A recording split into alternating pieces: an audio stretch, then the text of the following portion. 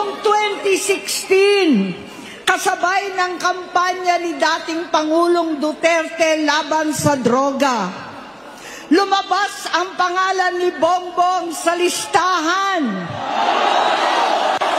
Nakasama siya sa listahan ng mga celebrities, mga artista, Maricel Soriano at iba pa.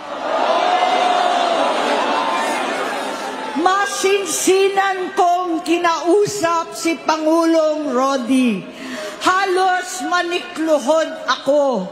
Sinabi kong ayon sa kapulisan, dapat unahin, usigin ang mga pusher at saka na lamang sagipin ang mga user. Naligtas si Bongbong. Labis ang takot ko at pag-aalala. Kinausap ko siya at nagsabi siyang talagang siya ay nagbabago na. Muli at lagi, hindi ako nawalan ng pag-asa. Ako'y naniwala ulit.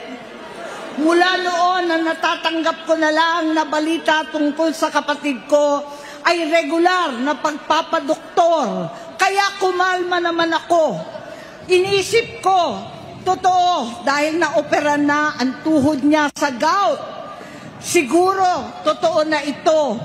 Hanggang nito, na lamang nalaman ko na tuloy ang paggamit niya sa mga party na garapalan naghahain ng droga.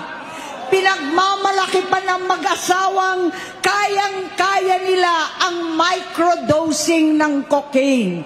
Hati-hatiin daw para 4 na beses sa isang araw. Hindi mabibisto. Ang pampapadoktor, pinalabas nilang pag-stem cell. Nagpapalit daw ng dugo, nagpapa-blood transfusion. Kayang-kaya raw, hindi ko maintindihan ang pinagsasabi.